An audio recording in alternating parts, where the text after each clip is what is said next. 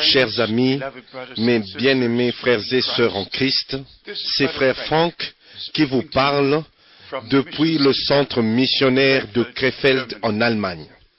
C'est toujours un privilège pour moi de parler avec vous dans le nom du Seigneur en partageant avec vous la parole précieuse et sainte de Dieu dans sa forme originale. Nous ne retournons pas à ce que les pères des églises ont dit dans le cours de l'histoire de l'église, mais nous retournons au commencement et ma nouvelle brochure nous ramène au commencement, à la parole. Le titre que j'ai choisi est « Au commencement était la parole » et non l'interprétation. Nous comprenons que les interprétations ont dominé partout, dans chaque église. En fait, tous ceux qui enseignent et qui prêchent ont leur propre interprétation. Alors, il y a plusieurs interprétations d'une et même parole de Dieu et les Écritures de Dieu. Mais il y a seulement un seul original. Alors, nous devons retourner à l'original. Au commencement était la parole. Et la suite ne dit pas que il y avait aussi l'interprétation, mais ça continue. Au commencement était la parole. Et la parole, et non l'interprétation, et la parole était avec Dieu, et bien sûr, il nous est dit, pas aucune interprétation, mais la parole fut faite chair et a habité parmi nous. Alors, nous devons prendre les choses d'une manière sérieuse, dans la présence du Dieu Tout-Puissant.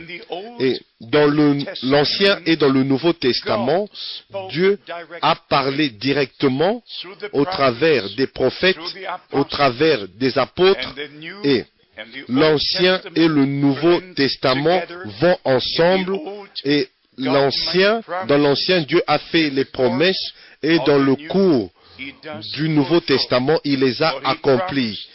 Ce qu'il a promis dans l'Ancien Testament. Spécialement, nous devons vraiment faire attention du temps dans lequel nous vivons et des promesses de Dieu au sujet du temps de la fin. Et connaissant les Écritures, nous comprenons que le retour de Christ est imminent. Ceci est connu par tous ceux qui connaissent la Bible, que maintenant nous vivons dans les derniers jours. Pas seulement cela, nous sommes à la fin du temps de la fin. Et c'est comme ça que c'est absolument nécessaire de retourner au commencement, parce que Christ est l'alpha et l'oméga, le premier et le dernier. Ce n'est pas assez de retourner à ce qui a été dans les jours de la Réformation ou après, ou les choses qui ont été dites dans le 3e et 4e et 5e siècle. Cela ne compte pas. Ces hommes ne nous ont pas parlé. C'est Dieu qui nous a parlé par sa sainte et parole éternelle. Et c'est comme ça que un vrai serviteur de Dieu ne peut pas retourner à ce que les pères de l'Église ont dit. Un vrai serviteur de Dieu est obligé de dire ce que Dieu a dit. Et ça, c'est ma position, comme Michée, au jour d'autrefois, a dit, c'est seulement ce que Dieu a dit que moi je vais dire. De la même manière, comme l'apôtre Paul, dans Galates, au chapitre 1, verset 10, si je cherchais encore à plaire aux hommes, je ne suis même pas un serviteur de Christ.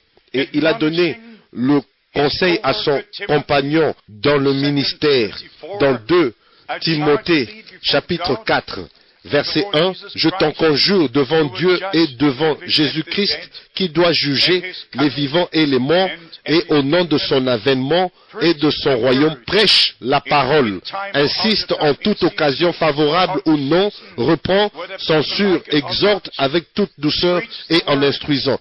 Que les hommes ne le veulent ou pas, prêche la parole, car il viendra un temps où les hommes ne supporteront pas la saine doctrine. » Tous, plus ou moins, connaissent ces Écritures. Alors, dans le Nouveau Testament, dans les 4 évangiles, il nous est dit au sujet de Christ, notre Seigneur et Sauveur, que la promesse de sa naissance et jusqu'à son ascension dans le ciel et sur la grande commission qui nous a été donnée dans Matthieu chapitre 28, dans Marc au chapitre 16, dans Luc au chapitre 24 et dans Jean chapitre 20. Alors nous voyons comment la commission a été exécutée au jour même de l'effusion du Saint-Esprit. Pierre, qui a entendu des lèvres même de notre Seigneur que toutes les nations devaient être enseignées et baptisées dans le nom du Père, du Fils et du Saint-Esprit, et qui, bien sûr, est le Seigneur Jésus-Christ. Et c'est comme ça qu'il a dit, « Repentez-vous et que chacun de vous soit baptisé dans le nom de Jésus-Christ, parce que vous avez reçu la rémission de vos péchés en croyant en Jésus-Christ comme votre sauveur personnel. » Mais bien-aimés, nous devons retourner à tous ces enseignements véritables et fondamentaux des Écritures, et nous comprenons que les apôtres, et particulièrement Paul, a écrit à plusieurs églises. Il a traité plusieurs sujets qui sont sortis dans des églises locales. Et finalement, nous avons les 22 chapitres que nous appelons la révélation de Jésus-Christ, l'Apocalypse, et qui traite du futur et des choses qui devaient arriver avant le retour de Christ. Et aussi, en partie, dans le cours de l'histoire de l'Église, les 22 chapitres de l'Apocalypse contiennent beaucoup de choses importantes. Je dirais même, c'est le sommet, le summum des évangiles et des épîtres écrites. C'est la finalité de toutes choses qui ont été écrites dans le Nouveau Testament. C'est la révélation absolue de Jésus-Christ. Et bien sûr, cela traite de toutes ces choses importantes qui appartiennent à l'Antichrist et qui appartiennent à Israël, à l'épouse, à l'enlèvement de l'Église épouse, au souper des noces de l'agneau, traitant du règne de millénium, et nous parle aussi des nouveaux cieux et de la nouvelle terre. Et dans ce livre, mes bien-aimés, nous avons toutes choses. Alors, dans Matthieu chapitre 24, notre Seigneur a parlé du temps de la fin. Il a fait allusion aux guerres, aux rumeurs de guerre, aux bruits de guerre, et comme nous savons, nous lisons, nous vivons dans des jours où tout le monde entier est en trouble, en turbulence. Nous avons eu la Première Guerre mondiale et la Deuxième Guerre mondiale, et partout dans le monde, nous avons des problèmes, des guerres, des soulèvements, du terrorisme. Il n'y a plus de paix sur la terre. Alors, nous avons le privilège, comme le peuple de Dieu qui vit maintenant, de connaître la parole de Dieu par la révélation divine, pas par des interprétations. Ces jours-là sont passés, des interprétations. Maintenant, nous avons la complète révélation, la pleine révélation de Jésus-Christ. Nous savons que le Jéhovah, en fait, c'est mieux de dire le Yahvé de l'Ancien Testament, est le Yahshua, Jésus du Nouveau Testament. Il est le grand je suis. Nous le voyons dans son humanité et nous le voyons comme le Seigneur de gloire. Quand vous prenez les 7 je suis seulement dans l'évangile de Jean, où notre Seigneur a dit « Je suis le chemin, la vérité et la vie. Je suis la résurrection. Je suis le bon berger. » Tous ces « je suis », le Seigneur pouvait seulement dire. Alors il a résumé cela et il a dit « Avant que Abraham fût, moi je suis. » Mes bien-aimés, mes chers amis, alors nous voyons le Seigneur de gloire comme le serviteur, comme un serviteur. Nous le voyons comme le prophète promis, comme le Messie, loin. Et nous le voyons dans son humanité. Nous le voyons étant fatigué. Nous le voyons dormant dans le bateau. Et nous le voyons pleurant devant la tombe de Lazare. Nous le voyons dans son humanité, prenant notre place. Il était pleinement humain. Il est né dans ce monde, comme nous sommes nés dans ce monde. Et bien sûr, sans péché. Le seul Fils engendré du Père, Marie, n'a rien ajouté à cela, n'a rien donné à cela. Tout venait de Dieu. Mais il devait être humain pour racheter l'humanité. Celui qui ne pouvait pas mourir devait venir dans un corps de chair afin qu'il puisse mourir à notre place. Et il a enlevé l'aiguillon de la mort et il a conquis la mort et l'enfer et il est ressuscité au 3e jour. Et parce qu'il est ressuscité, en fait, nous sommes aussi ressuscités avec lui. Nous sommes nés de nouveau par sa résurrection, par sa puissance de résurrection, le Saint-Esprit. Mais bien-aimés, ceci sont des faits, des réalités. Ceci sont des expériences et que nous devons avoir. Et maintenant, je veux partager avec vous dans 1er Pierre, le 1er chapitre, au verset 2. 1 Pierre, chapitre 1, verset 2. Et qui sont élus selon la préscience de Dieu, le Père, par la sanctification de l'Esprit, afin qu'ils deviennent obéissants et qu'ils participent à l'aspersion du sang de Jésus-Christ. Que la grâce et la paix vous soient multipliées.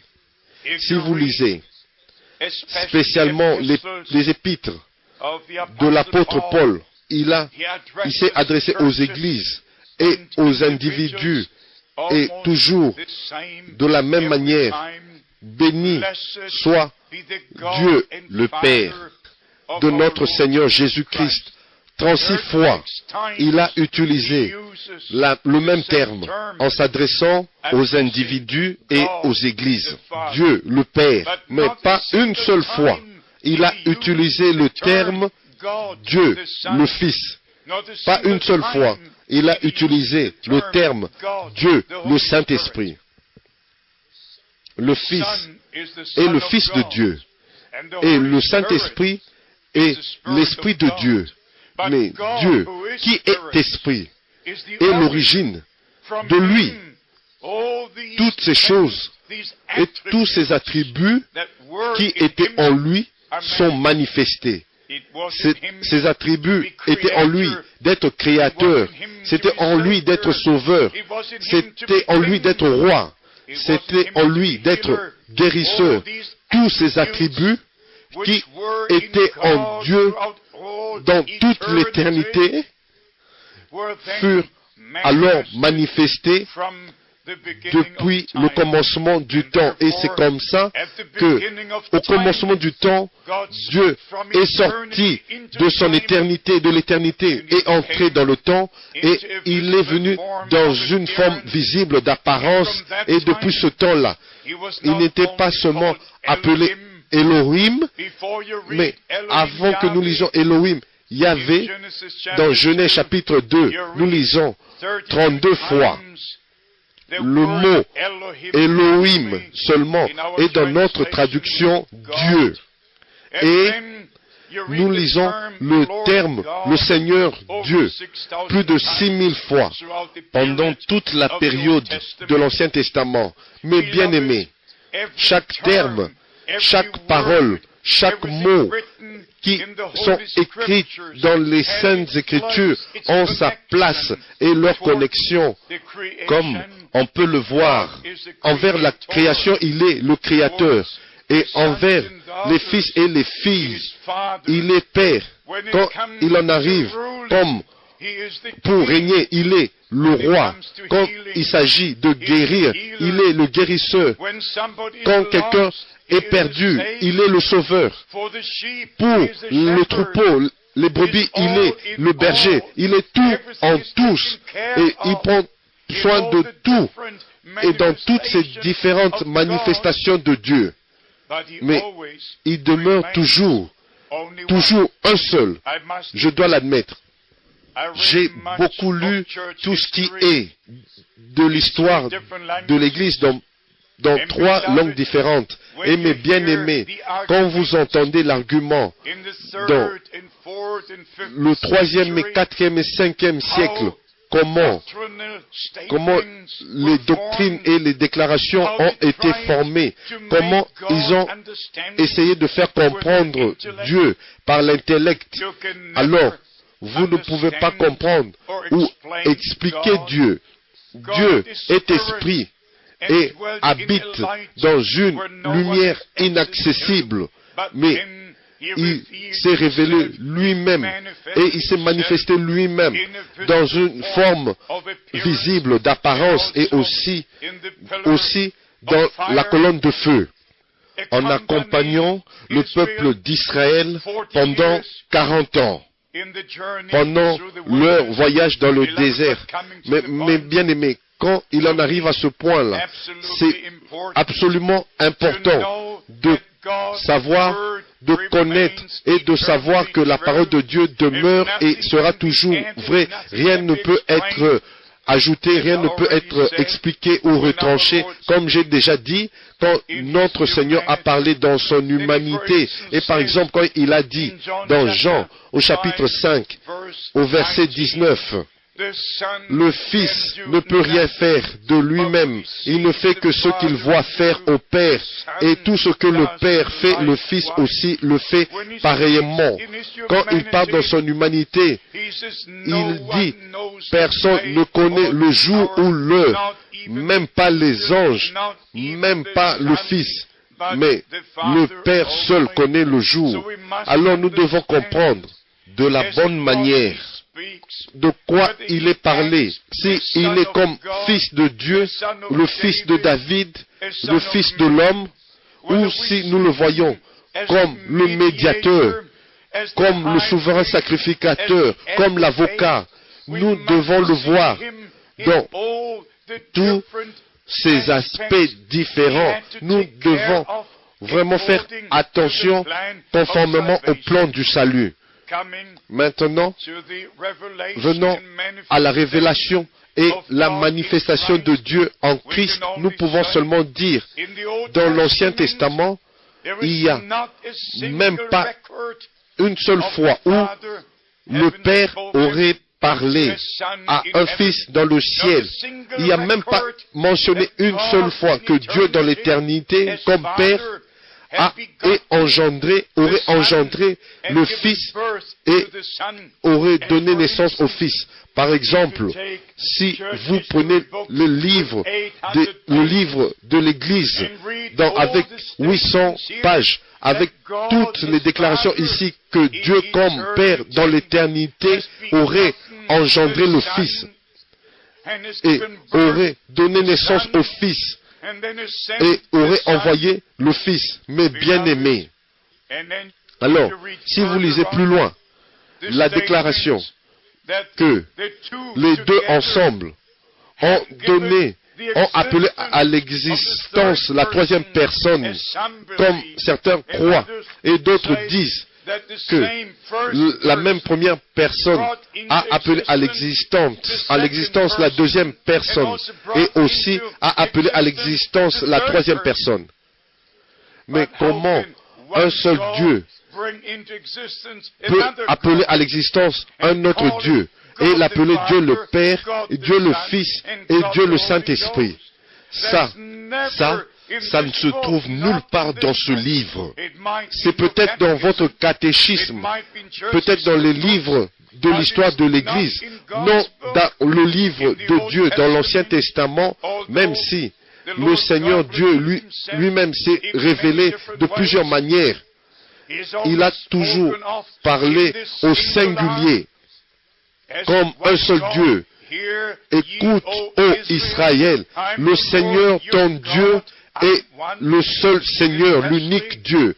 Et si vous lisez le prophète Ésaïe, à partir du chapitre 42 jusqu'au chapitre 48, vous l'avez, où Dieu parle de lui-même, qu'il n'y a pas d'autre Dieu qui était avant lui, ou qui sera après lui.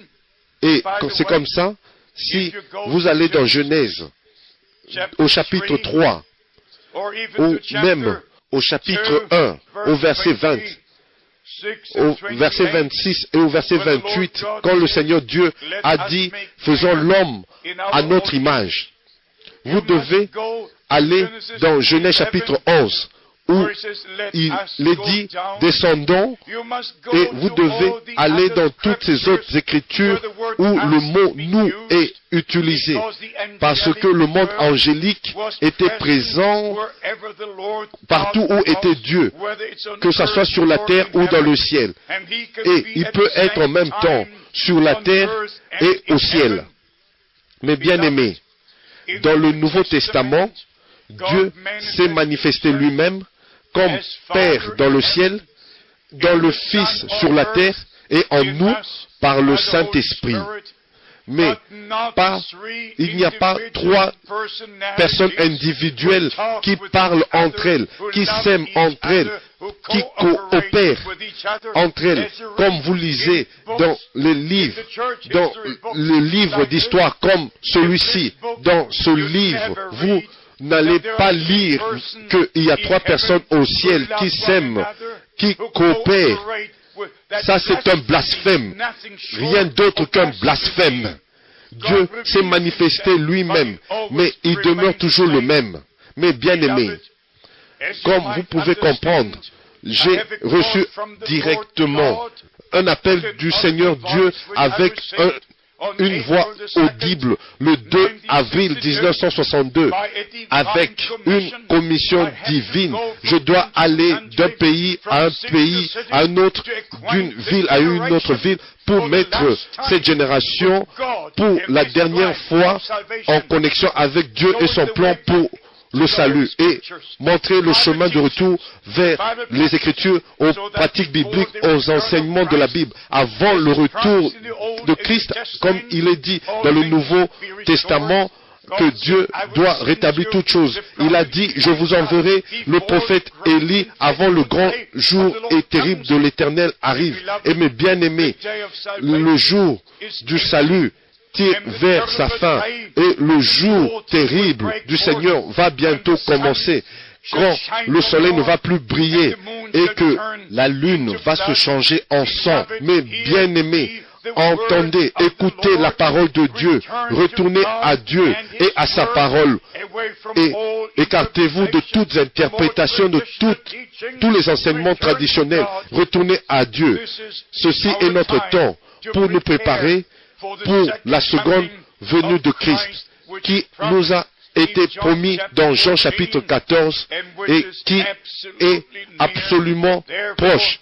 C'est comme ça que nous devons nous préparer, que nous soyons préparés, que nous soyons trouvés dans la parole de Dieu, lavés par le sang de l'agneau, scellés par le Saint-Esprit, croyant comme le disent les Saintes Écritures. Alors nous serons du côté de Dieu. Et c'est comme ça que nous comprenons que Dieu complète, achève maintenant son œuvre avec l'Église du Nouveau Testament.